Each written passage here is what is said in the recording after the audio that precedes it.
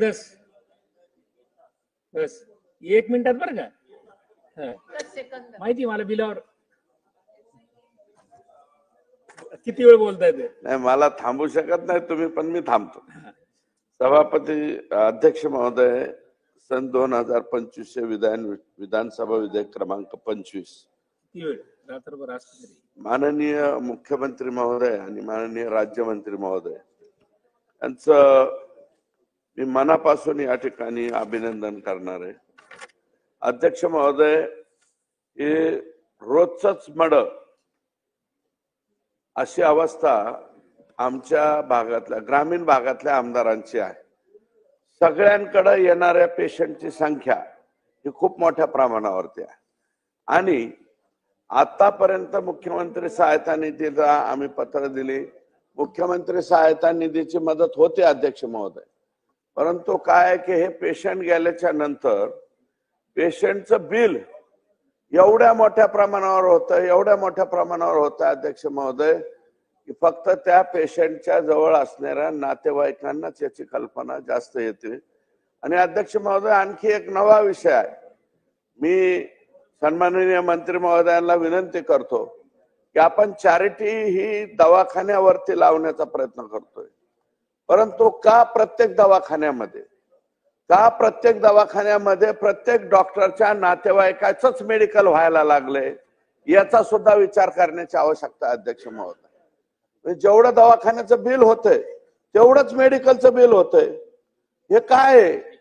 यापूर्वी असं होत नव्हतं. जर दवाखान्याचं बिल 1.5 लाख रुपये झालं तर मेडिकलचं बिल 50,000 रुपये व्हायचं. आता दवाखान्याचं बिल तेवढंच होतंय, मेडिकलचं बिल तेवढंच होतंय. आणि जे 10, 5, 15 डॉक्टर एकत्र येऊन मोठं हॉस्पिटल बांधतात त्याच्यामध्ये त्यांच्या मेहुण्याच्या, त्यांच्या पुतण्याच्या, त्यांचा चाचा, काका, मामा यांच्याच नावावरती मेडिकल का होत आहेत? माझ्या इकडची परिस्थिती आहे. मला वाटतं, मला नाही माहिती बाकीच्या ठिकाणी काय चाललंय ते, पण वस्तुस्थिती अशी आहे सगळीकडे हेच प्रकार चालू आहेत. मग मेडिसिनच्या बाबतीत सुद्धा अध्यक्ष महोदय, राज्य सरकारच्या वतीनं हे जे मेडिसिन येत आहेत याच्यावरती काहीतरी बंधनं लागणार आहेत का नाही? आणि आता पनीर सेल्वन का काय आमदार आहेत ते मुंबईचे, तमिळ, मला त्यांचं नाव माहिती नाही, मुंबईचे आहे. अध्यक्ष महोदय, त्यांनी जो 5 लाखाचा मग प्रधानमंत्रीचा विषय काढला, आयुष्यमान भारतचा. अध्यक्ष महोदय, डॉक्टरांचं म्हणणं असं आहे की ह्याचे रेट 2011चे आहेत आणि आता 2024 मध्ये आम्ही कसं काय अप्लिकेबल करायचं? बरं झालं आरोग्य मंत्री सुद्धा इथं आले. मग या बाबतीत सुद्धा मेंदूचं, डोक्याचं, म्हणजे ऍक्सिडेंट मध्ये डोक्याला लागल्याच्या नंतर तिथल्या जो मेंदूवरती काम करणारा डॉक्टर आहे तो डॉक्टर काय म्हणतो की याचे 2011चे रेट आहेत, आम्ही आता कसं काय अप्लिकेबल करायचे? आम्ही हे घेत नाही पेशंट, आम्ही ही योजना लागू करत नाही, इथपर्यंत हिंमत या दवाखान्यांची चाललेली आहे. म्हणून माझी विनंती आहे की तुम्ही ठीक आहे मुंबई, पुणे इथल्या याला चॅरिटीच्या बाबतीमध्ये कंपल्शन करतात, आम्ही सुद्धा जातो, आम्ही सुद्धा हॉस्पिटलला भेटतो, बोलतो, संभाजीनगरला जातो. प्रशांत बम साहेब इथं आहे, देतात, सवलती देत नाहीत अशातला भाग नाही.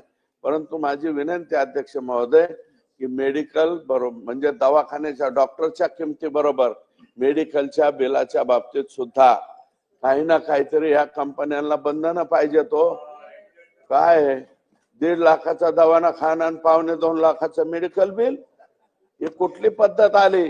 ही वस्तुस्थिती आहे. म्हणून मेडिकलचं सुद्धा इन्क्लुजन आता नाही, मी म्हणतो नंतर अमेंडमेंट आणा. नेक्स्ट, मी आत्ताच्या आता म्हणत नाही, परंतु पुढच्या अधिवेशनात अमेंडमेंट आणा.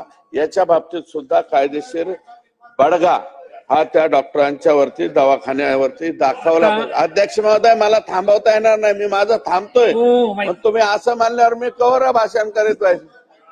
तुम्ही माझी कॅपॅसिटी पाहिजे का? बघितलेली जर माझी कॅपॅसिटी पाहिजे असेल तर मी 3 ते 4 तास आरामशीर बोलू शकतो. मला पाणी आणून द्यावं लागेल तुम्हाला. मला बोलायचं नाही, मी संपवतो.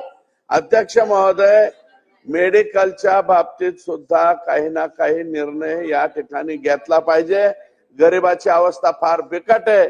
आमच्याकडे तो यातना घेऊन ज्यावेळेस माणूस येतो त्याच्या डोळ्यातलं पाणी पाहिल्याच्या नंतर त्या गरिबाची अवस्था आमच्या लक्षात येते. म्हणून अध्यक्ष महोदय, मेडिकलच्या बाबतीत सुद्धा निर्णय घ्यावा आणि जे चॅरिटीचे 10%, 20% पेशंट असतील, दवाखान्याच्या बाहेर बोर्ड लावायचं कंपल्शन करा ना अध्यक्ष महोदय. नाही आहे, फक्त कंपल्शन आहे, पण लावत नाहीत, कुणीच बोर्ड लावत नाहीत. बोर्ड लावण्याचे कंपल्शन करावं ही विनंती आणि थांबतो.